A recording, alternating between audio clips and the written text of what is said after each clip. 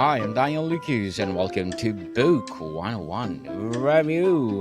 Book 101 is all about the books that I read for the last 40 years. And today I have my special guest. She is my award-winning and best-selling author of the month of April, no other than Ms.Marcy Pusey. Thank you so much for having me. Welcome back, Ms. Marcy, and thank you so much for being part of Book 101 Review, and thank you for being my featured author of the month of April. And what we gonna talk about today? Yeah. There it is. Yes. Once upon a time, God is faithful. Can you tell us the writing process of this inspiring book? Yeah. So it's actually a combination of 20 different women who wrote their individual stories as a chapter inside of this book. I'm one of those authors, but I also got to publish the book. I know the woman whose main idea it is Cindy Pine, and she had come to me and said, "Man, I really want to tell my story, and I'd love to gather other women to do that. Could you help us? And could you help me publish the book?" And I'm over here looking at it. That's why I'm looking off. I'm like, I hadn't planned to write in it as well, but she was insistent, and I did. And so they were women who felt they had a story about God's faithfulness in their lives and wanted to share it, and many of them for the very first time. And so it's a very brave and bold and honest but faith-filled book, full of multiple stories of women who are sharing what God has done in their lives. Were there any stories that were especially emotional or challenging to include? Yeah, I mean, the gift that I had in publishing it was that I was the editor as well. And so I got to be steeped in each and every story. And many of these women I know personally in some capacity, not all of them. And so it's hard to choose one that might be the case. And so I'm going to be a little biased and choose my sister's story because she included a chapter. She's never done anything like that before. And the story that she writes in here, we called How Did I Get Here? And her name is Lara Duro. So I'll say that. So if you come and look at the book, you'll recognize which one is hers. We have different last names. But Yes. One day we were sharing lunch, maybe after church, we were eating tacos, and out of the blue, she tells me this story that I did not know had happened to her in her life. And we're both like crying over our tacos because it was about a child that she lost that I had never known about. And I had miscarried a child, and all around the same time. And so she was like, "I've never even planned on telling you that. It just came out over tacos." And so I'm immediately like, "Laura, this is such an incredible story. And I know you've never told a single person, but would you write it for this book? Would you now tell everybody?" Yes. And she did. And so I'm just so proud of her. And then, of course, it still makes me cry to read because every story of God's faithfulness or of transformation in the world is contrasted with some kind of pain, right? Or struggle or something where we needed to see that God is faithful. And so that's her story. That's every story in here, is finding ourselves in situations we didn't expect to be in. Sometimes that leading to ongoing shame and guilt or embarrassment, or whatever it might be, judgment, self-judgment, fear of judgment. And so getting to journey with her as she wrote her story and having such an intimate relationship with her as my sister, and then getting to also be her editor and her publisher as she told her chapter, was just a really unique and incredible opportunity. So that's the one I'm highlighting right now. Ms.Marcy Pusey, thank you so much for inspiring us, giving us more faith. How has your faith, or how has your own faith journey shaped the writing of this book? Yeah. Well, as a Christian, as a believer myself, I can only tell my story ever, right? I can only tell the life experiences that I've had, and those are my responsibility to tell. There's a verse in the Bible that I call back on regularly, Psalm 107:2, that says, "Let the redeemed of the Lord tell their story." And so I see it as a calling that we have to share in some capacity. It doesn't have to be that everybody publishes a book, but in some capacity, people are sharing their stories. And so I can only steward the stories I've been given. So to be able to come alongside other people who are telling their stories, which I can't tell. I cannot tell their stories, but I can give them an outlet or a platform to tell their stories. I can help them craft that story into the best version of itself. I can help them tell the world, like we're doing here, right? That Yes. the book exists with their stories in it, but I can't actually tell their stories. And so in shaping my own, I guess my faith is shaped in two parts. Like one, um, getting to tell my story of God's faithfulness, or one of many in this, just puts me in a crowd of wonderful witnesses, right? Who are sharing, Yes. testifying to what God has done for them. But then as I'm sitting in each story, editing it and working with each author, I'm inspired and strengthened by the stories that they share and the things they've overcome. There's one author in particular, Beth Hinderaker is one of the authors, and there was one night where I was working on her edits, and it's just one miracle after another in her life, and incredible, like life-saving miracles, many of them. And it's just, they're so incredible. And I was working on hers before bed. And so as I finished and prepared to go to sleep, I could feel in my body, in my mind, in my spirit, like how encouraged and inspired I was just by working on her story.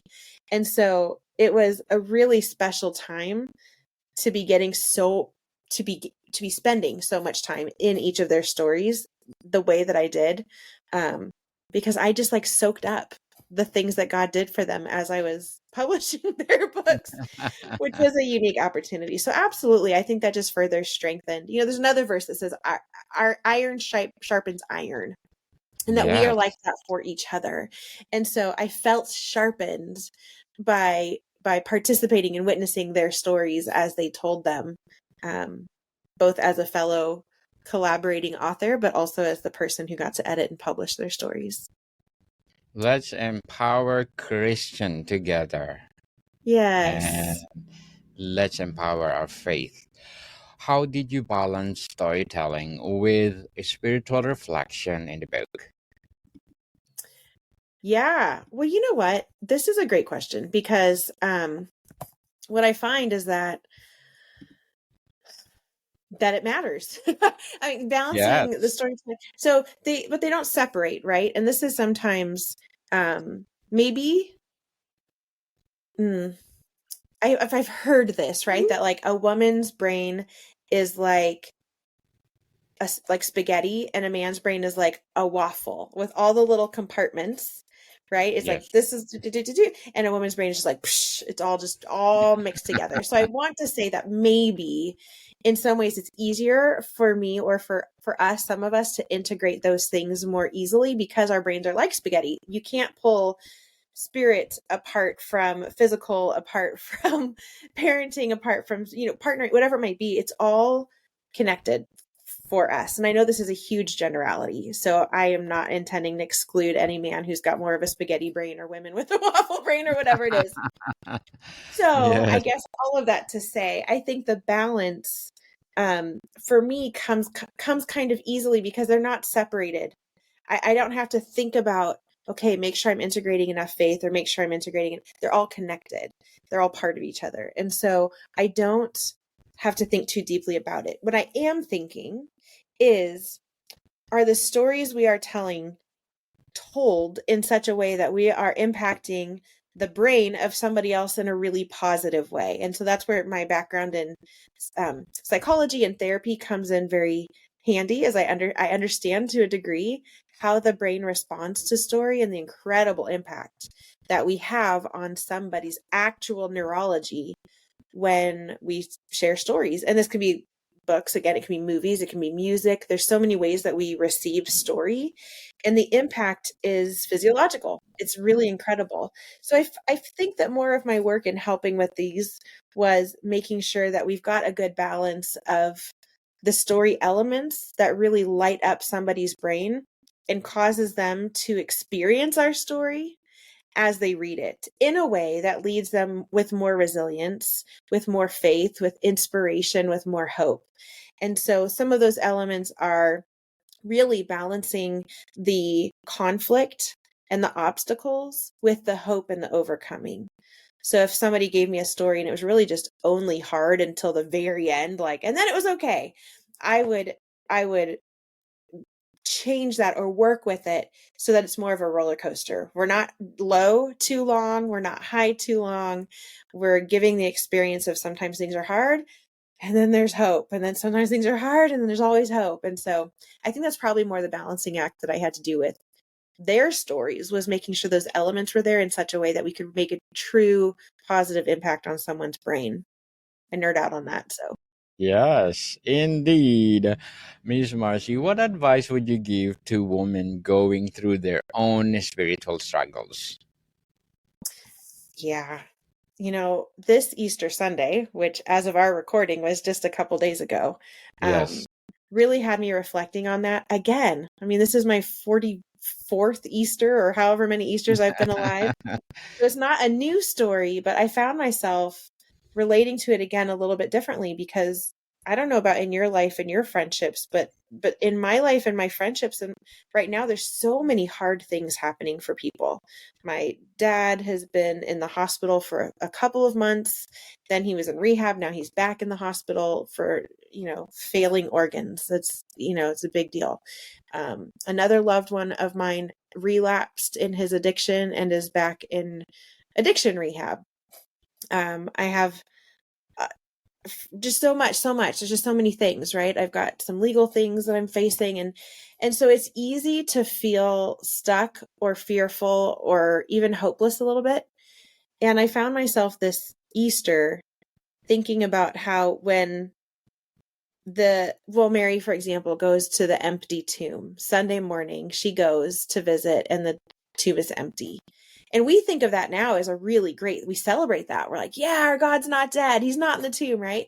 But I just couldn't help but wonder that morning, if when she got to the tomb and there was nothing in it, if it just felt like he left us. Like, where'd he go? Not only is he dead, which we never thought would happen, but now he's also gone. Like he left and we're alone to figure this out. And all the confusion was were we duped?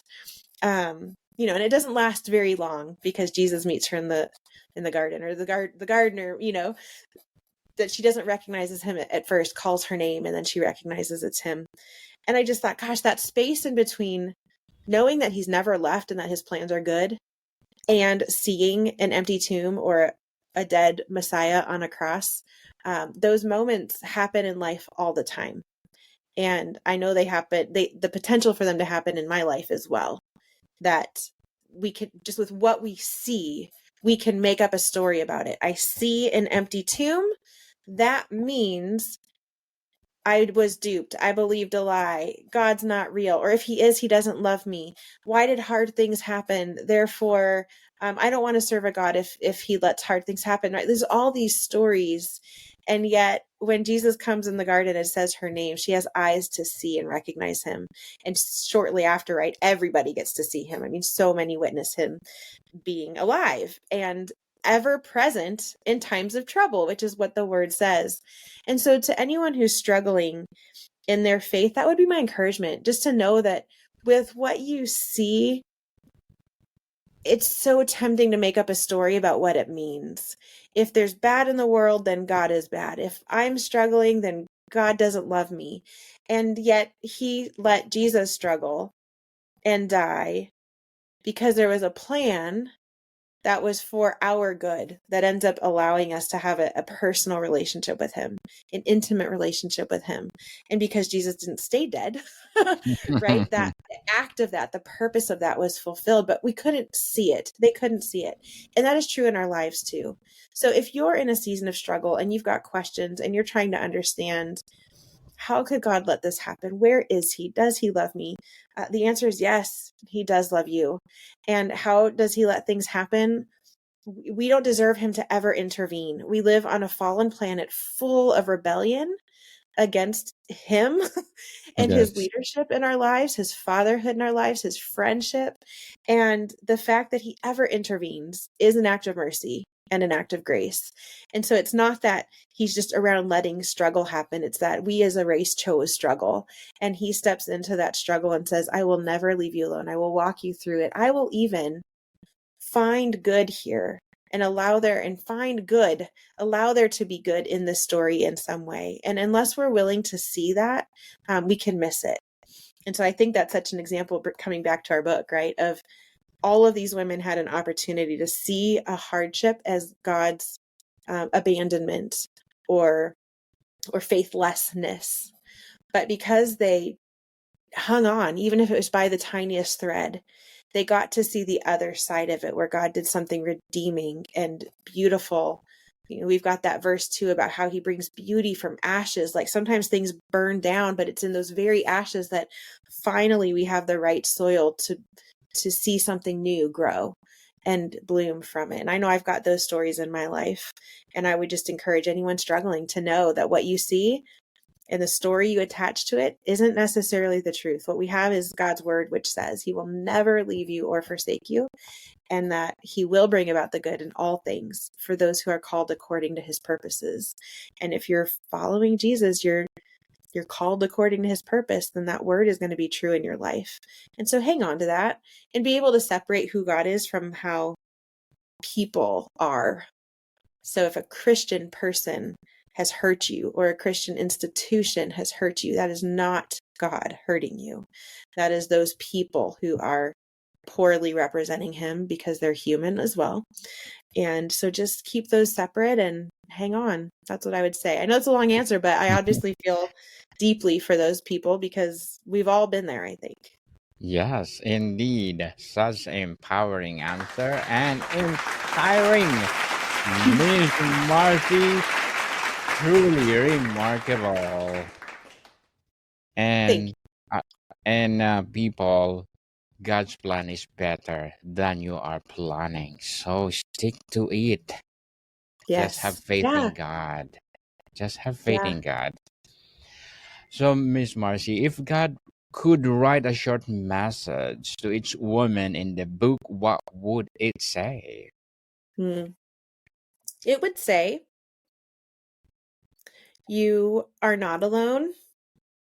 You were never alone, and you will never be alone.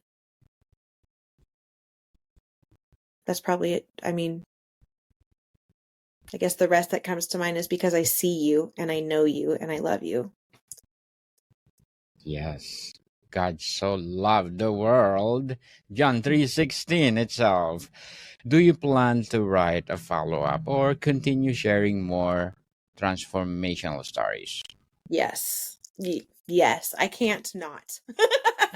it's it's in my DNA DNA. to both tell stories and to amplify other voices. I mean, I have some authors in this book who, even technology wise, couldn't figure out how to send me an email with their chapter. So one person mailed it to me on paper. And so the fact that I could bring my even tech skill alongside these people who had a story to tell, who otherwise would have really, really struggled to ever get it into something others could read, is such a gift to me. And so to do that in an ongoing way with my own stories, but also creating a space and an opportunity for other people to tell theirs, is what I feel called to do. So the next book that we're thinking about doing with this same, the author who coordinated this group, Cindy Pine, would like to do a follow-up book written by a group of people, men or women, who are children of pastors. and to create a space for them to share their stories, the hard, the beautiful, but to be able to come together and connect around that unique experience they had being raised in pastoral homes. Miss Cheryl said, "Thank you very much, Marcy. They are watching right now. Thank you Good. Well, I so wonder if much." it's our Cheryl. We've got Cheryl, who is an author in this book as well. I told them that I'd be talking about the book and they could come join us. So, yeah, Cheryl's Yeah, got her story in here. thank you. Yeah, Yes, thank it's you really so much. incredible. Thank you so much for watching. So, what do Yes. you think is the most powerful element of storytelling in faith-based books? The most powerful storytelling element. It's two-part. We need both. So that would be, we have to share the hard part of our story to contrast it with why the good matters so much, why the faithfulness of God matters so much. If I just go around sharing God is good, God is faithful, it's still very true. But people might just start to label me as someone who just thinks that blindly, or whatever, right? They might just label that something because they don't have anything to compare it with. They might even think, well, yeah, it's easy for you to say, you've never gone through anything hard. But when I share with you that my mother-in-law was murdered by my father-in-law a few days before my first anniversary while we were sleeping in the same house, and that I had to wake up into a murder and navigate life on the front page news for the next 3 years, plus the forever absence of a grandmother to my kids and their grandfather. And then I say, but God is faithful and he is good. That carries a very different kind of weight when you realize that I'm saying that from a place of incredible tragedy and shock and pain and sadness, right? That's just one example.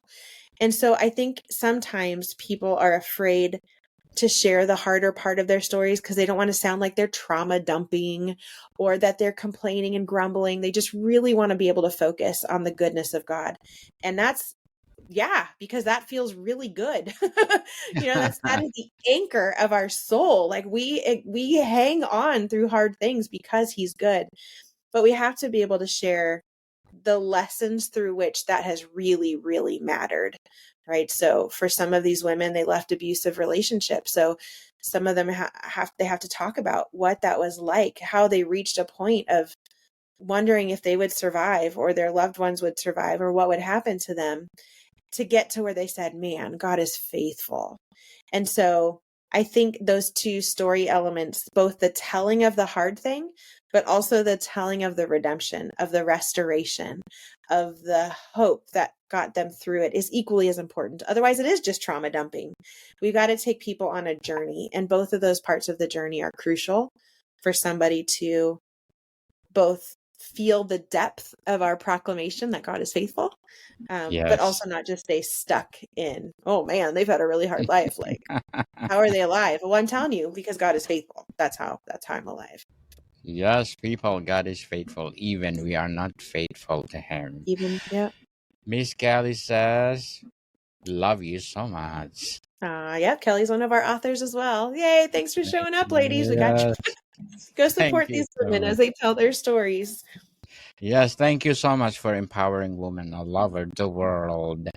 So, Yeah. Ms. Marcy, before we wrap up our discussion for today, I'm inviting you to please do listen to my other podcast because my abstract essay is already in fifth season, abstract Look poetry at in that. second season, book 101 review for sure, fifth season, comedy 101 in second season, and of course, food 101 in its fifth season too as well. Geography 101 and Love Letters in its third season, and my baby podcast, Mental Health Yes. 101, is in its first season, and Movie 101 and Music 101 in its fourth season. And coming soon, Bible Verse 101 Aww. with Ms.Marcy Pusey. And let's materialize that coming soon. So please tune in. Book 101, Bible verse 101. So, Love. Miss Marcy, how can readers support or connect with women in the book? or your Yes. broader mission? Yeah. So any of the women who are here live, you're welcome to drop links. This book is available wherever books are sold. So you can definitely find it on Amazon. You can walk into a Barnes and Noble and order it if it's not on the shelf. You can order it through some of these authors directly, whatever you would like to do. I think you've got the Amazon version pulled up there. So go grab a copy. When you buy it on Amazon, that royalty gets split between the various authors. And so that's a great way to support the entire group of them. If you go through an individual page, if for some reason you find where one of the authors is selling them that way, then you'll be supporting that specific author, which is wonderful too. They've all poured in time and energy and blood, sweat, tears, finances into making this happen. So yeah, grab their book and share it. Share it with people. We've heard incredible stories in some of their lives, in some of their own personal lives. Like one of them shared that her husband read her chapter and he then like came to Christ. He wasn't a believer, but he read Yes. her chapter. And then I don't know if he went through the other stories as well, but he read it and was like, I want to Thank follow God. Jesus. Yes. So if there's somebody that you love in your life who is struggling, who just needs to know that God is good and you can go through hard things and God be good, share this book with them. It's really wonderful. And then as far as a broader mission, I mean, you can find me on Instagram at Marcy Marie. You can go to my press website, which is miramarepontepress.com. And there's a tab there called Shop where I give away a number of free guides, as well as there's other things that are for sale as you scroll down. But I've got a free publishing guide for anyone who's looking at what are the steps that I would take to publish my story. I also have a free strategy call. So if you're somebody who's listening and, man, I want Marcy to help me get my story out, then you can hop on a free call with me and we can talk about what that looks like. If you are the child of a pastor and you said, "Ooh, I heard about this next, but I would love to be a contributing author on that book," reach out. Just feel free to let me know. I'm responsive.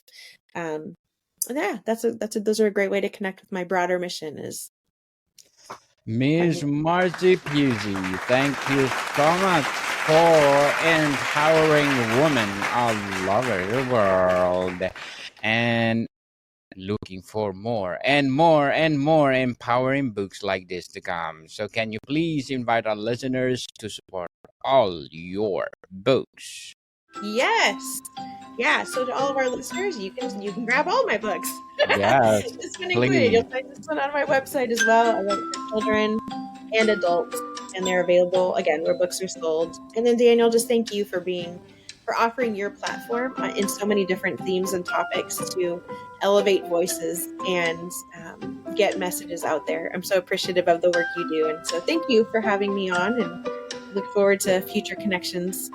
Likewise, tune in for our Bible Verse 101. People Yes. coming soon. Let's empower Christian all over the world. And again, Miss Marcy, thank you so much for being my feature author of the month of April. And please tune in for my feature author of the month of May. He is award-winning and best-selling author too. So please support Book 101 Review. So Miss Marcy, thank you so much for your time. Thank you. Likewise. Bye, everyone. Modicon people, see you soon.